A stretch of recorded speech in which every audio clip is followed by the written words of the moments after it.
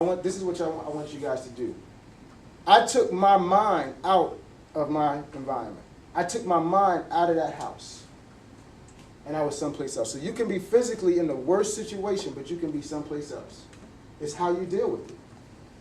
I have a quote up here. God chooses. Y'all believe in God? I'm not going to get religious. Y'all believe in God? Yeah. Good. God chooses what we go through.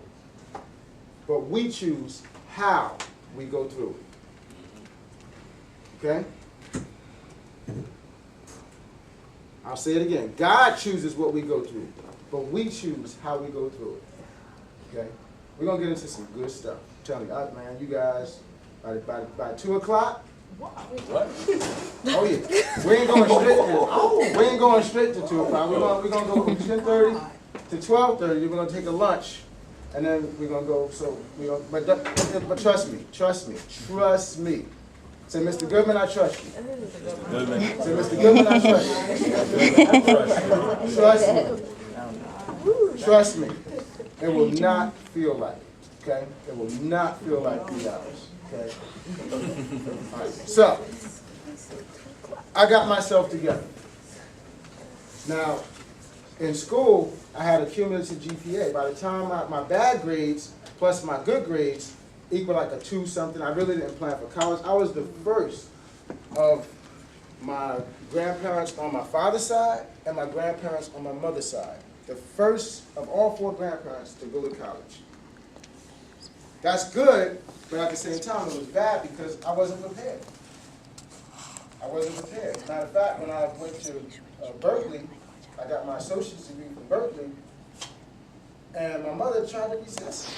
I tried to go. I was sitting in the office. My mother said, she tried to resist. I said, I'm doing it. I'm a tourist. Anybody a tourist? Yes. Oh, we stubborn. We're like bulls. We're bulls. Sometimes, it's like that matador. When that bull is coming at that red, that's all he sees. It's a 2,000-pound bull.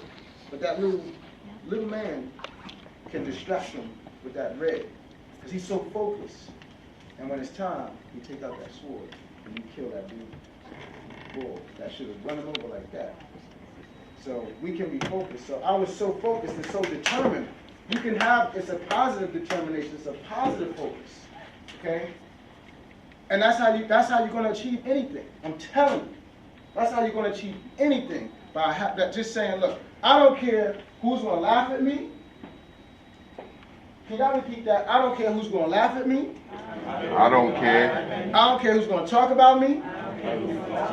Who's going to criticize me. Who's going to call me names. Who's going to call me a sellout. Who's going to call me intelligent, trying to be smart. I got to do this for me. And for my family. I got to get out of here. That's what you got to say. How many of y'all want to just get out of here? You got to get out of here. There's more to life than Newark. There's more to life than Jersey. There's more to life than the United States. Okay? Now, fast forward. Graduated high school. But in 1989, okay? But don't get it twisted. A lot that shaped my character, when I was in high school, mind you, I'm seeing my brother and his life in and out, so I said, well, I definitely ain't going that route. But I also, you guys ever heard of Eyes on the Prize? Good, excellent. Have you seen it? Okay, it's the whole civil rights movement, like after slavery, and it's detailed. It ain't that little stuff they put on TV, little 30 minutes here. It's a whole lot of hours of the whole, and you guys need to know that because you need to know your history, number one, and you need to know the contributions that they made for us. The sacrifices that they made for us in the 50s, the 60s, the 70s, even the 80s. A lot of stuff that we take advantage of. All of you believe in God. How many of you guys believe and know that God is in you? So if you know that God is powerful and you fear, if you're fearful, you need to tap into the God in you. That's all. How many of y'all said, I heard a lot of people say, watching Obama, it's like, you see the God, and anybody ever say that? No. Okay. Thank you. But I've heard it. And I tell you, that's because here's a man who just tapped into his full potential. That's all. That's all. There's no magic to President Obama. He just tapped into his full potential. Okay? So, 1989. I used to read Jet magazine. Y'all know about Jet magazine? Okay? How many of y'all just look at Jet? This is when I looked at Jet, I was like, wait a minute. Wait a minute. This is a positive, successful, progressive black America, right? But for me, it was mentioned because although I was in Irvington in poverty, I saw a whole other world, didn't I? Ebony magazine, Black Enterprise, Essence. This is 1989. This is a magazine. See how beat up it is? This is a 1989, before most of you were born. And this has followed me in my travels. Okay? Why do I have this? Because it's about me. It's about me. It's old. It's 20 years. It's older than you. How old are you? This is 20 years old. It's older than you.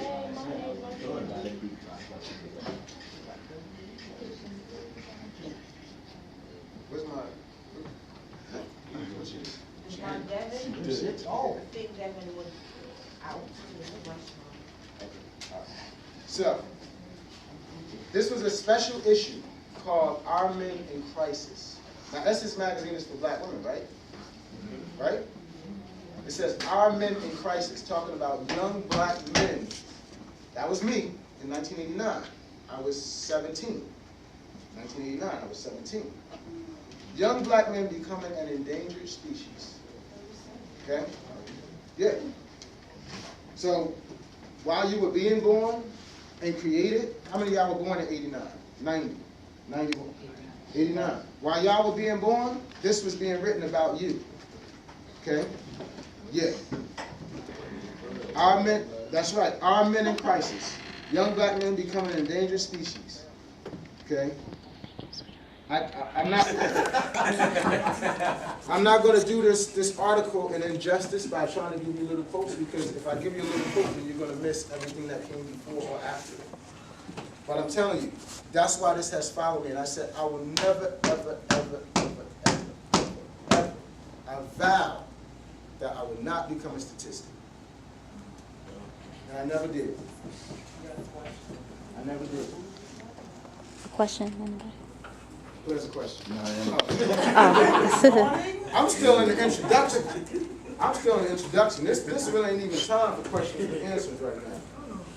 But it says the strongest weapon that the miseducation of black boys is parental support. Now, we know that parents drop the ball.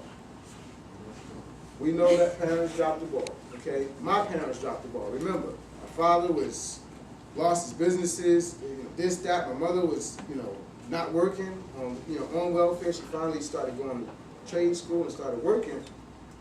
And then when I started to go to college, she tried to stop me, okay? So, but again, I realized that it wasn't going to happen with my parents. And y'all need to realize it's not going to happen with your parents. Just come to that realization. It takes a village. Y'all ever hear that? It takes a village to raise a child? Okay. Yeah, it takes a whole village. That's an African saying, African proverb. That takes a village. That means everybody has to contribute in the raising and the contribution and the building of that one person. I probably had it not been me, or maybe somebody else, some other mentors that could have gotten to somebody that would have gotten to this young brother here, he might not have been, no, not you.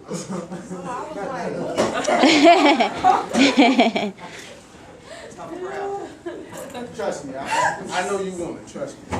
I know you woman. Don't worry about that. I was using an example, okay?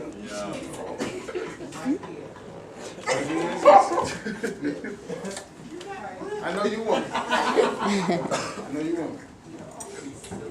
That's something. Life is good for the soul. Everybody turn to the person next to you and say, I look good. Turn to the person next to you. Say, I look good, but you look better.